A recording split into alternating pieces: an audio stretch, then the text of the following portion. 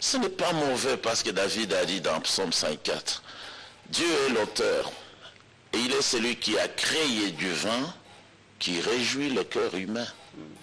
Il n'est pas mauvais de prendre du vin, mais il est mauvais d'en faire excès.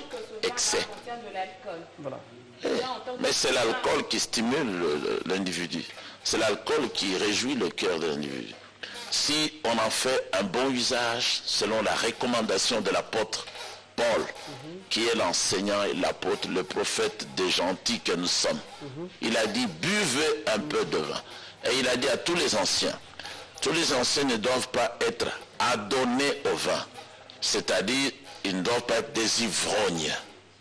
Mais ils peuvent faire usage d'un peu de vin. Comme Jésus-Christ. Voilà, nous continuons, chers amis, nous sommes dans cette émission Allons-y. Magali et moi, on a reçu pour vous les pasteurs Pierre Casse de l'église primitive, excuse-moi. Et c'est avec lui qu'on est en train de débattre sur certains points, parce que l'église avait organisé une conférence auquel ils avaient évoqué les points concernant le quartier général, la prise du vin, on vient de parler de ça. Nous allons sauter, relations égarées, tout ça là, pour aller directement dans le mariage, parce qu'il y a un point le plus dernier d'ailleurs, vous avez parlé du mariage, sachant que, vous voyez, mariage et divorce, sachant que vous êtes un homme de Dieu, un pasteur, et la Bible nous dit 1 plus 1 égale 1, ce qui n'est pas le cas, non seulement chez vous, mais plutôt dans votre église. Vous recommandez aux fidèles de prendre 2, 3, 4, 5 femmes, ça dépend. Qu'est-ce qu'on peut comprendre par là? Mais il faut d'abord corriger la fausse doctrine que vous collez à la Bible. La Bible ne dit jamais 1 plus 1, ça donne 1. La Bible ne fait jamais ce calcul-là. Quand la Bible dit, voici cette fois-ci l'os. C'est Adam qui a dit. Voilà. Et c'est une correction. Mais il n'était pas au pluriel en tout cas. Mais il y a le pluriel là. Le pluriel est là. Vous avez coupé le verset, mais Adam a dit, voici cette fois celle qui est os de mes os. Voilà. Il y a le pluriel. Pluriel, c'est dans mes os. Ouais. Mais qu'est-ce que vous dites? C'est ça la traduction de la Bible.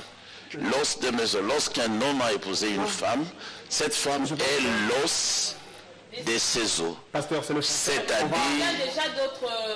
Exactement, des possibilités. Ces os-là, ce sont d'autres femmes. C'est ça. Et qu'il a rajouté une autre. C'est Adam qui a dit, c'est clair. Pasteur, je pense que c'est un peu pareil pour ceux-là qui nous suivent. On aimerait bien comprendre. Parce qu'il nous faut des explications claires et nettes à ces sujets pour que nous comprenions vraiment très bien. D'ailleurs, tant on va que voici cette fois-ci l'os de mes os. Donc, bota la sikoyo, mukua ya mikuwa nanga. Ce qui dit, na mikuwa nanga inde et ça dit mukua. Non, vous êtes en train de déduire d'une façon mauvaise. On peut avoir l'explication auprès de vous, pasteur. Adam a dit, Ève est l'os. Un os qui fait partie des mes os. Donc un homme qui a plusieurs femmes, il est toujours dans cette formulation. Un homme a la possibilité et le droit divin d'avoir même 1000 femmes, comme déjà le roi Salomon, qui est la représentation de Jésus-Christ, avait 1000 femmes. 1000 et après, quand vous parlez du roi Salomon, à la fin, il avait dit haut et fort que tout est vanité. Mais il n'a pas dit... mais il n'avait pas dit que se marier à plusieurs femmes, c'est mauvais. Pasteur, comment dire, vous basez votre doctrine et encore ce que vous êtes en train d'appuyer là, en disant qu'un homme peut avoir plusieurs femmes. Peut là, c'est-à-dire il a le pouvoir, des moyens financiers. Exactement. Ou soit c'est recommandé que c'est biblique. Donc cet homme-là, qui a, avec tout ce que nous savons, tout ce que la polygamie cause aujourd'hui dans nos sociétés, l'État, en fait, puisque Dieu quelque part reconnaît l'État, et qu'il a dit que rendez à César ce qui est à César. Et à Dieu. Non. Et à Dieu ce qui est à Dieu. Il ne faut pas couper le verset. La religion chrétienne recommande une seule femme. Non, les catholiques, pas la chrétienté. Les catholiques, il faut préciser. Non, je ne sais pas. Je ne sais pas. Religion, mais plutôt, même dans les églises qu'on appelle actuellement l'église des révèles. Ce n'est pas l'église, ce sont des groupes de prière. Pasteur, alors, vous appuyez votre doctrine sur quoi? Sur la Bible de Dieu que voici dans ma main. Vous appuyez sur le passage où Adam avait parlé de... Non, sur beaucoup de passages. Je vous donne un autre. Voilà. Dieu a dit à David, David est le père de Jésus-Christ. 2 Samuel 12, depuis le verset 8. Oui. Je t'ai donné beaucoup de femmes. J'étais prêt à t'en ajouter encore. Pourquoi as-tu pris l'unique femme de Uri, le Héthien, qui était ton soldat? Donc Dieu est l'auteur de la polygamie. Il dit à David, c'est écrit et on ne peut pas effacer. Je t'ai donné les femmes, beaucoup. Et j'étais prêt à t'en ajouter encore si le nombre n'était pas suffisant pour toi. Et de Dieu lui-même, il dit, ton créateur est ton époux. Pasteur, vous basez plus sur les versets qui sont dans l'Ancien Testament. C'est dans l'Ancien Testament qu'il y a l'enseignement. Je pense que tout a été... Je me base encore sur des passages de la Bible qui se trouvent dans le Nouveau Testament, qui ne parlent que de Jésus. Quand Jésus-Christ parle de son mariage, qu'il va réaliser bientôt, il dit le royaume de l'Église est semblable à la polygamie. Le royaume de l'Église est semblable. Vierges, Matthieu 25. 10 vierges sont sorties pour le mariage avec leur homme unique. C'est Jésus qui enseigne ça. Matthieu 25. C'est tout à fait clair. Ça rejette tout doute. Et Paul, concernant ce mariage-là de Jésus-Christ, dans 2 Corinthiens 11, premier verset, deuxième, il dit, recevez de ma part un peu de folie. Tous, je vous ai dansé à un seul époux. Pasteur, quelle est la place d'une femme, non seulement au sein de l'Église, mais aussi dans la famille? Je veux dire, vous donnez quelle place à la femme? Mais la femme doit rester à la place où elle a été placée par Dieu. C'était quoi lors de la création. Dieu s'adressant à la femme Ève, il lui a dit directement, l'homme dominera sur toi. Et partout, jusqu'à la fin, on demande à la femme la soumission totale à son mari. Si elle veut rester dans le mariage, elle doit se soumettre totalement aux ordres de son mari, parce que le mari est le chef de la femme, comme Christ est le chef de l'Église. Mais aujourd'hui, il y a des femmes émancipées, on parle de l'émancipation de la femme. Ça ne vient pas de Dieu, ça vient directement de Satan. Si la femme n'est pas à sa place, lui assignée par la parole de Dieu, elle est dans les mains de l'ennemi. Elle est entre les mains du diable.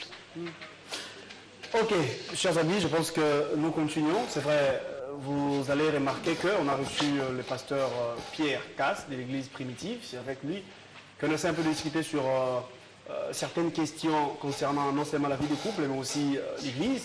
Magali, et ensemble avec vous, il y a le pasteur qui est là, il y a encore d'autres questions qui nous viennent de nos téléspectateurs. Ils nous ont envoyé par SMS, on a sélectionné quelques-unes. Eh bien, Magali va essayer de prendre quelques questions proposées à notre invité qui est là, le pasteur Casse.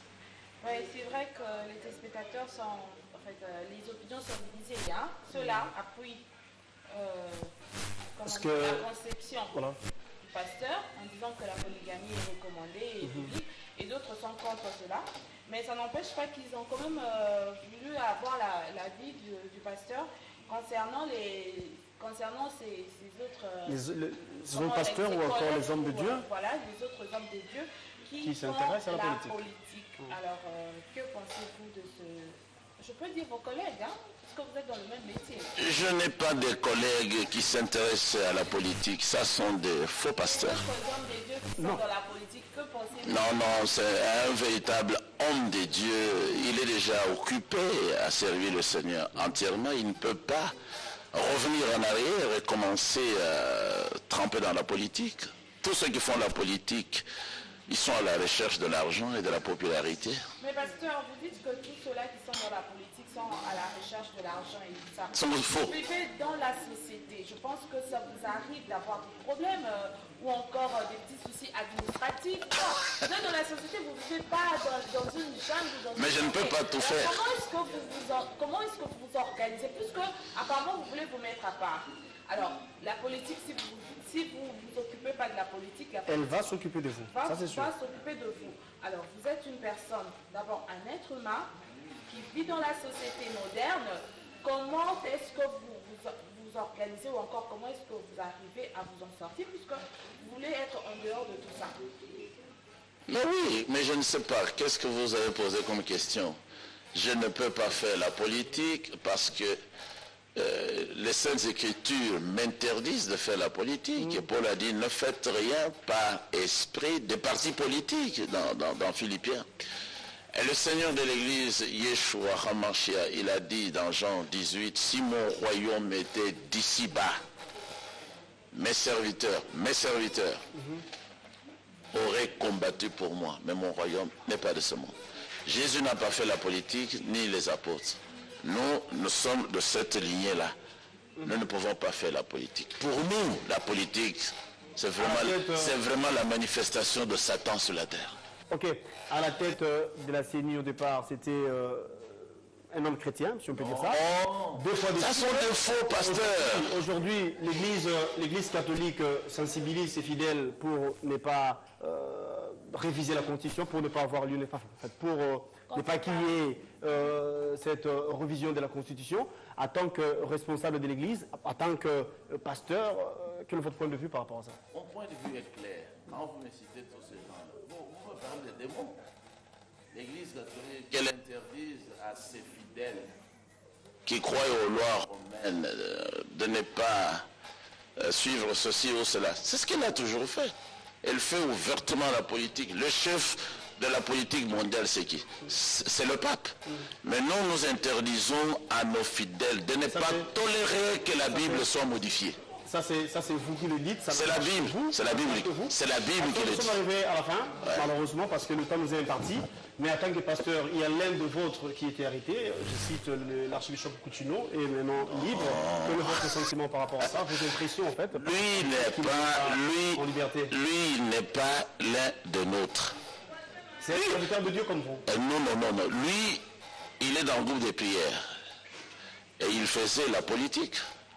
Il a commencé à prêcher sur Sauvons le Congo. Il faut aller lui demander si le Congo était sauvé ou pas. Donc tout ça sont des aventuriers. Moi je ne travaille pas avec les aventuriers. Il n'était pas de nôtres. C'est un pentecôtiste. Moi je suis un pentecôtiste. Ses frères, ce sont les Denis Lessi, les Mutombo Kalombo, les Mukuna, qui ont des clubs de football et tout ça. De cette page invitée, un dernier mot pour vos fidèles qui vous suivent et les téléspectateurs qui vont découvrir le dernier mot aujourd'hui à travers cette émission. Le dernier mot, c'est que les gens doivent savoir que Dieu a parlé aujourd'hui par l'envoi d'un véritable prophète des Saintes Écritures en la personne du prophète Branham. Il a délivré le dernier message pour la sanctification du peuple maintenant qui doit se préparer pour le futur mariage du Seigneur Yeshua au ciel. Si vous voulez avoir part à cela, sortez de chaque groupement traditionnel, appelé Église de réveil, Église catholique, et entrez par le baptême et la repentance dans la véritable Église pour être fiancé à Jésus-Christ. Mais quand vous avez parlé de l'église Branham, pourtant tout le monde... Prophète Branham, il y a son église au niveau de Rigini, je crois. Qu'est-ce qui se passe entre vous et le responsable de cette église? Les responsables de cette assemblée, ils ont rejeté le message depuis 1983. Moi j'étais avec eux, nous avons discuté ensemble, ils ont rejeté le message et nous ont exclus.